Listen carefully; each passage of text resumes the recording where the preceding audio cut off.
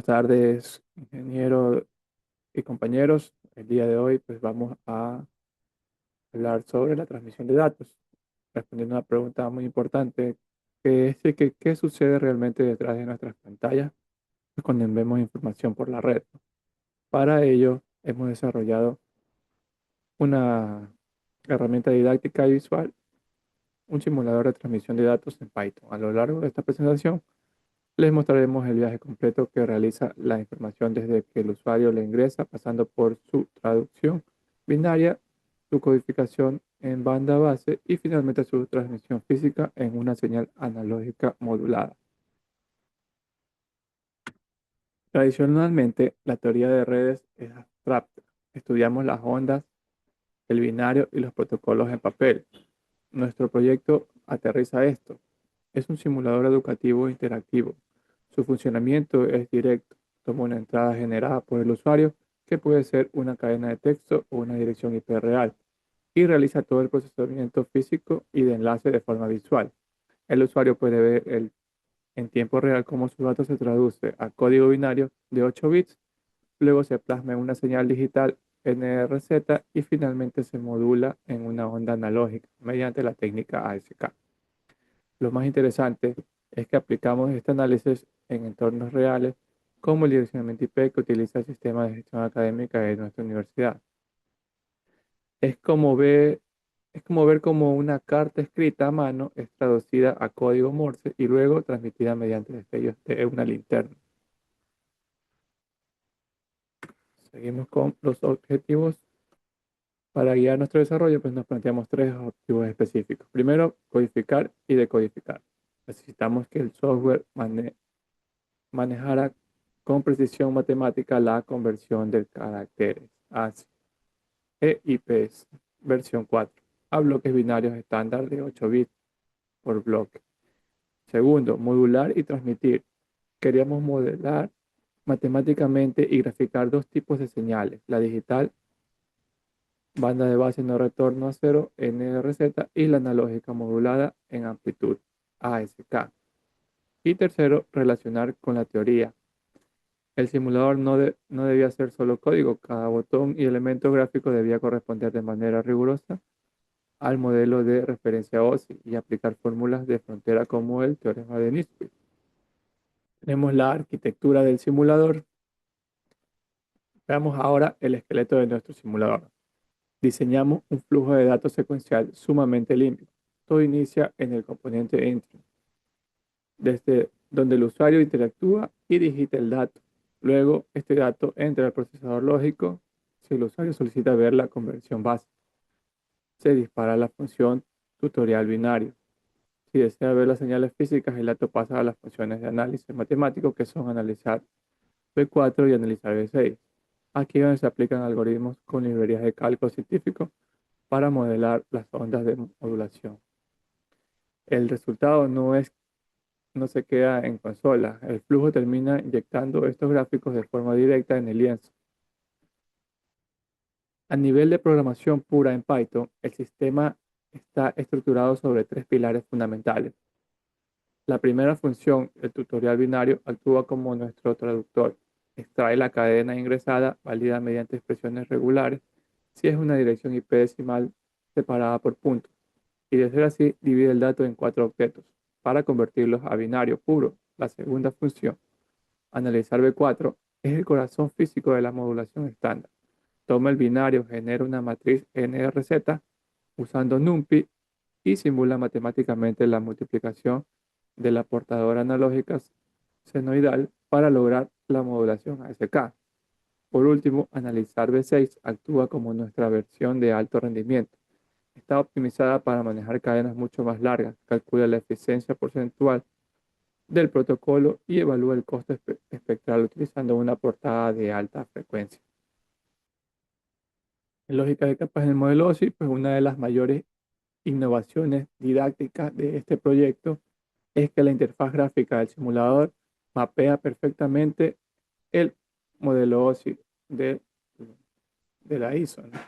Cuando el usuario interactúa con la caja de entrada Entry Datos, estamos en la capa 7 de aplicación. El punto de contacto humano-máquina, al presionar el botón de conversión a binario, la lógica del programa realiza una traducción de sintaxis del lenguaje legible al lenguaje de red. Esto representa la capa 6 de presentación. Los botones de análisis organizan estos datos binarios en bloques para estructurar la transmisión, simulando la capa 2 de enlace de datos. Finalmente, las gráficas que se dibujan en el lienzo representan a la capa 1, la física, mostrando de forma tangible las ondas electromagnéticas cruzan un cable de cobre o el espacio libre. Para validar el funcionamiento del software, corrimos pruebas con una dirección de contexto institucional real, la IP pública del SGA de la UNEM, que es la 34.150.132.56. Al presionar tutorial binario, el simulador ejecuta su validador y descompone la IP octeto por octeto de forma decimal, como pueden observar en la captura del simulador en pantalla. El primer octeto 34 equivale a 0010010 y el proceso se repite con el resto de octetos hasta conformar de forma perfecta la cadena binaria completa de 32 bits, listos para su procesamiento físico. Esto comprueba que la lógica de conversión es robusta y exacta. Ahora veremos la magia de la física de comunicaciones en la función analizar P4. La primera gráfica representa la señal digital en banda base, codificada con NRZ. Cuando hay un 1 lógico, la señal sube. Cuando hay un 0 lógico, baja a 0 voltios. Abajo vemos la señal modulada en ACK. Noten que cuando el bit es 1, la onda senoidal se transmite con toda su amplitud, pero cuando el bit es 0, la amplitud disminuye drásticamente, manteniendo una portadora mínima de 0.15 para que el receptor distinga la señal del ruido del canal. Adicionalmente, el sistema calcula de forma exacta el teorema de Nisquith con una frecuencia portadora relativa de 5 Hz y una tasa de transferencia de 1000 bps. La frecuencia mínima de muestreo requerida por el receptor para recuperar el dato sin pérdida es de 10.000 Hz. Nitquiz, para aclarar, es básicamente nos dice cuántas fotos por segundo debe tomar el receptor de esta onda para poder leer los unos y ceros sin confundirnos, ¿no? Continuamos con el análisis B6. Para probar la robustez del simulador ante transmisiones de mayor escala, conceptualmente similares a paquetes IPv6 o flujos de datos continuos, corrimos la simulación optimizada V6 ingresando el texto UNEMI 2026. Este texto genera una cadena binaria así extendida de 72 bits útil. En un escenario real, los datos no viajan solos, necesitan cabeceras de control. El simulador introduce de forma programática 16 bits de encabezados simulados para el control de errores, sumando un total de 88 bits transmitidos.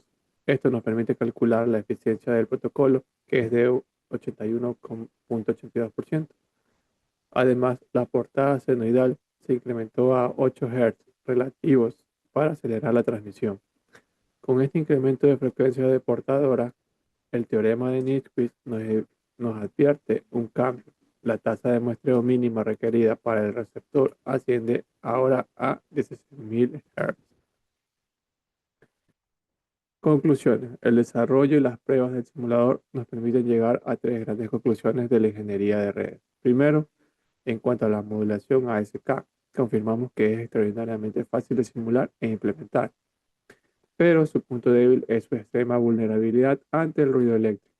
Por ello, la decisión de mantener un voltaje residual de 0.15 para el byte 0 en lugar de apagar la señal por completo es fundamental para que el receptor pueda seguir sincronizado.